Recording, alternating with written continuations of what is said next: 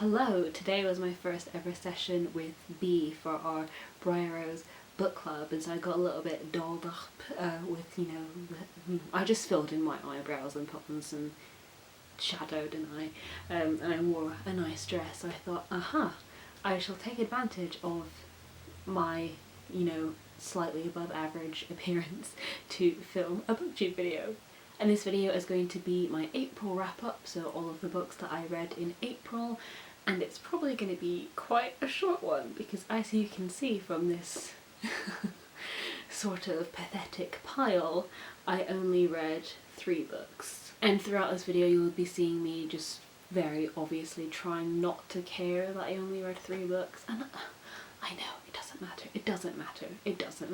it's fine. I did other things in April too, like I applied for some jobs, I got an interview, I did an interview, I still don't know what's happening as a result of that interview, but I also watched all of Shadow and Bone. Me and my partner finished watching Adventure Time, which was like the end of an era, we've been watching it for about 2 years, so April was a sort of productive month in ways other than reading, so I'm trying not to get too down about the fact that I only read 3 books, but it is sort of hard when it is sort of the worst that I've done in 2021 so far. It's the least amount of books that I've read in a month, but you know what? Quality over quantity, and I can hand on heart say that all of the books that I read in the month of April I enjoyed, and isn't that what this is all about? Ha ha ha ha. The first book that I finished in the month of April was Shadow and Bone, which was a reread for me, and obviously I was rereading it so I could watch the show and not be completely in the dark about whether it was a loyal adaptation or not, because that's usually the case with me. I'll read a book and then 2-3 years later the adaptation will come out and I will have no idea. People will come to me being like, oh, you've read the book, is it the same? What have they changed? What's different? Is the book worth reading? And I'm like, I don't know what to tell you. And I did really enjoy this reread. I mean, these books read very quickly. I forgot how sort of fast-paced this book is, even though not a lot really happens. A lot of the book is Alina assimilating into this new magical world of Grisha. So she's this sort of orphan child plucked from obscurity because she has the power to summon the sun, and this potentially could save the whole world from the Shadowfold.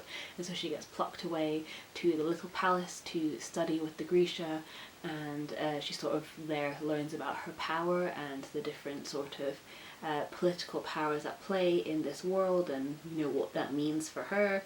And so a lot of it is just her in this palace learning stuff, and therefore it's interesting to think how to approach it as an adaptation, because you don't want to just have like someone sitting in a palace reading books and then like some corny voiceover being like, that's what this means.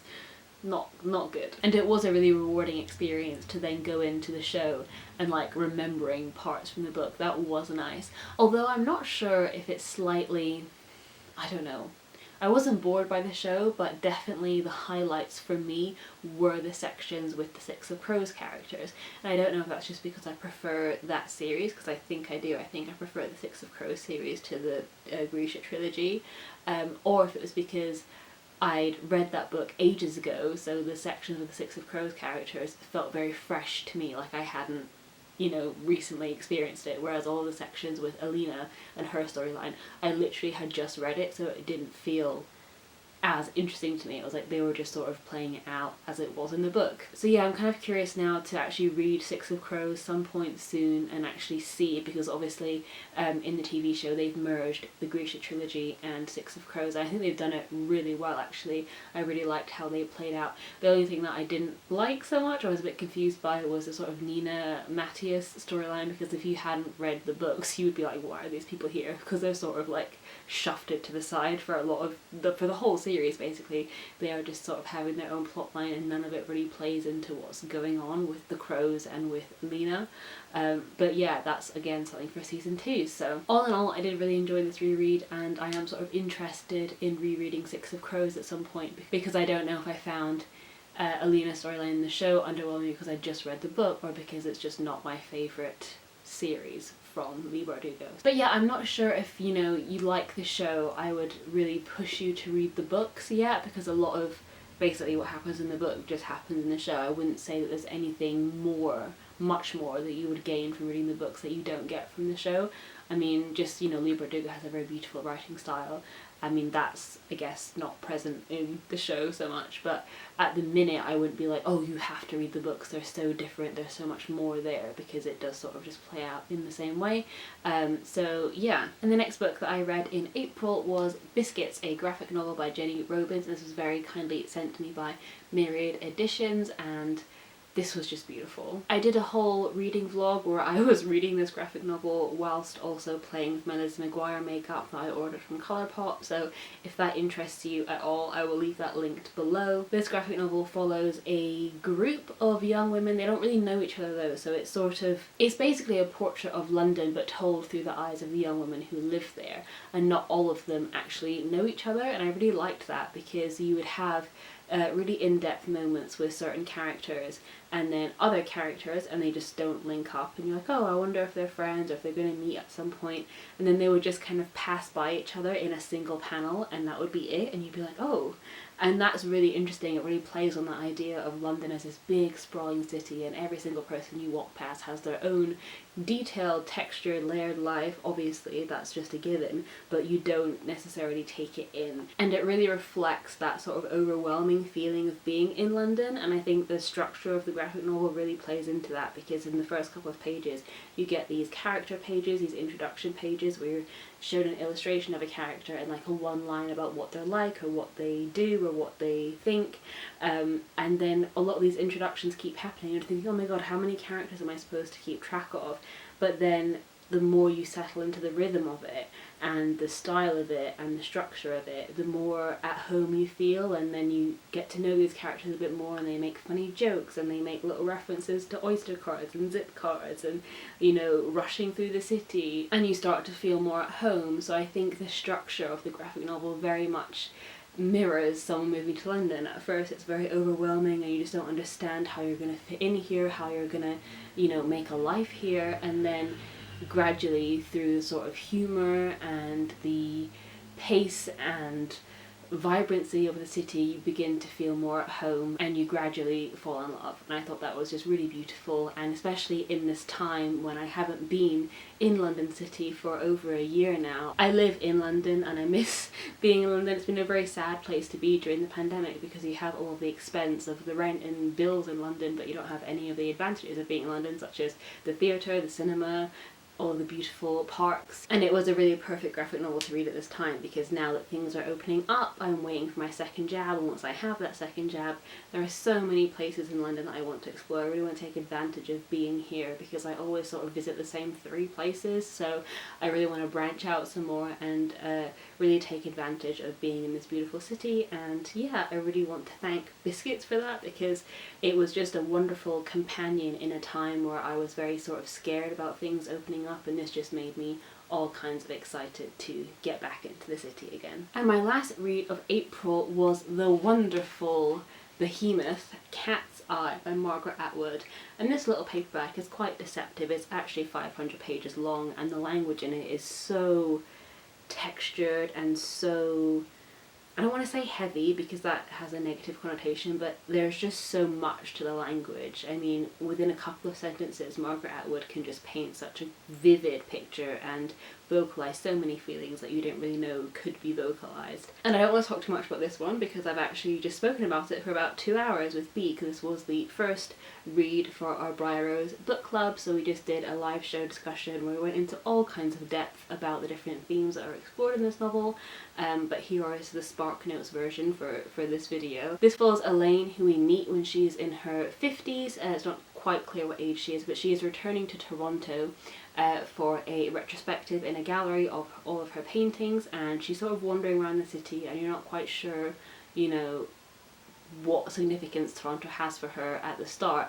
And then it becomes clear that years and years and years ago, when she was a school child, she went to school in Toronto and she had a pretty intense relationship with this girl called Cordelia, who is sort of her school bully. And these sort of flashbacks then start happening more and more regularly, and you get these huge sections of the book which delve into Elaine's experiences with Cordelia and other girls at school, and the sort of horrific mind games and violence that they enact upon each other, and how that violence is very cyclical. It changes and shifts from day to day.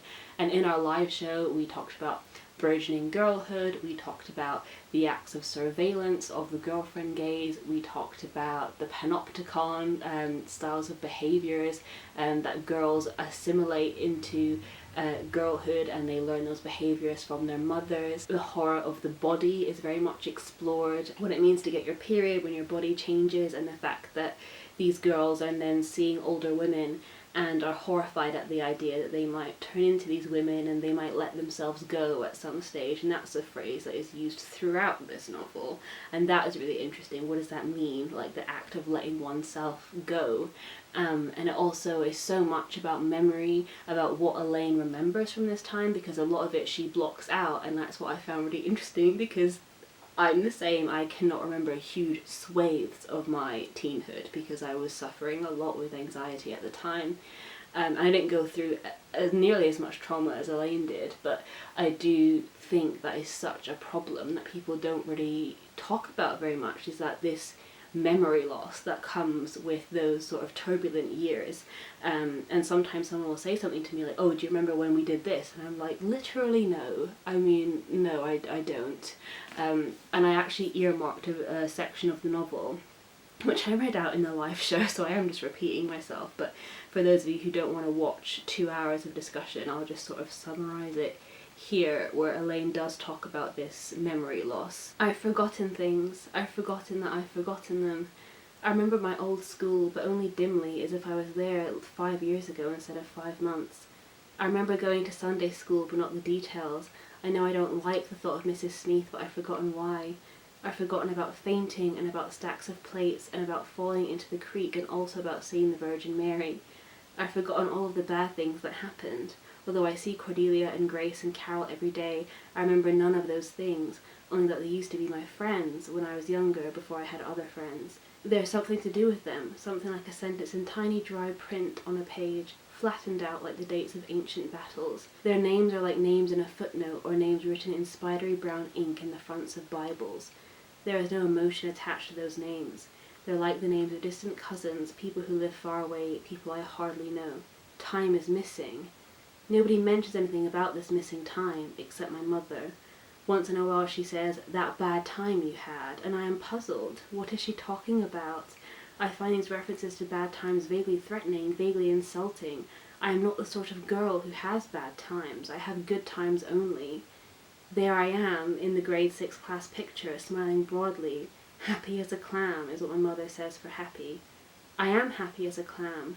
Hard-shelled, firmly closed. So yeah, as you can probably tell, Atwood's language is just incredible, and she really touches on these things that I just didn't know that I wanted verbalized, just these elements of girlhood, the sort of treachery and the villainy of it.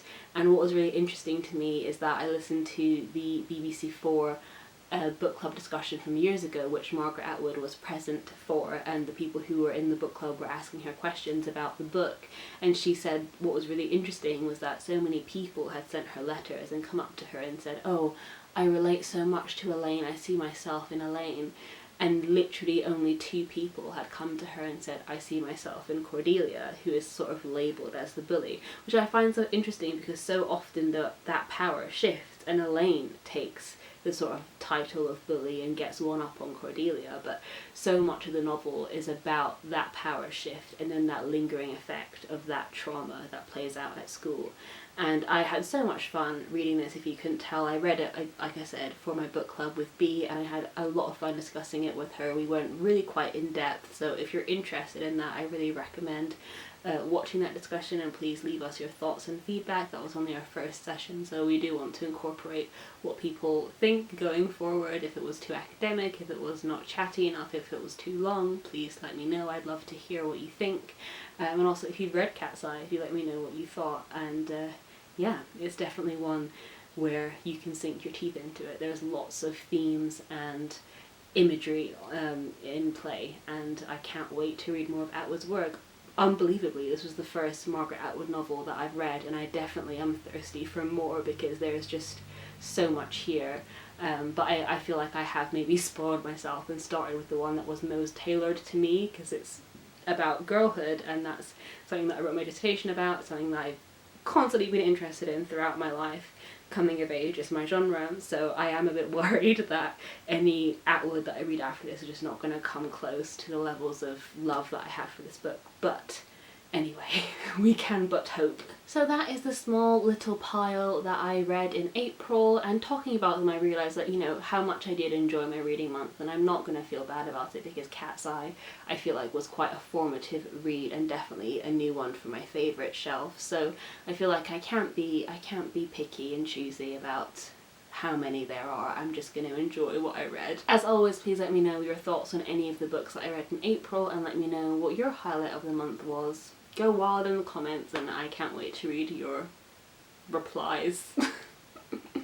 I'm going a bit loopy, I've spoken too much today. It was that 2-hour live stream for the book club. It's knocked me out. I don't know how to words anymore, and I need to stop. Thank you so much for watching this video, and I will see you soon with another one soon.